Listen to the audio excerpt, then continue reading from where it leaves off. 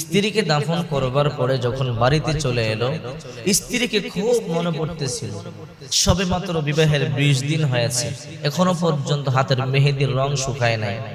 একজন আরেকজনকে ভালো করে এখনো পর্যন্ত বুঝে উঠতে পারে নাই, একজন আরেকজনকে এখনো পর্যন্ত ভালো করে চিনতে পারে নাই, এখনো পর্যন্ত ভালোভাবে ভালোবাসা আদান প্রদান হয় নাই, হাতের মেহেদির রং শুকায় নাই। এই অবস্থায় তার প্রাণ প্রিয় স্ত্রী তাকে রেখে চলে যায়। যুবক সহ্য করতে পারে না, বাড়িতে এসে কান্নাকাটি করে।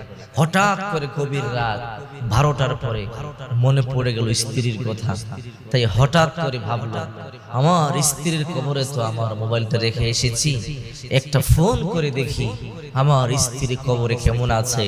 যদি আমার স্ত্রী আমার ফোনটা রিসিভ করে, তাহলে আমি আমার স্ত্রীর সাথে একটু কথা বলবো।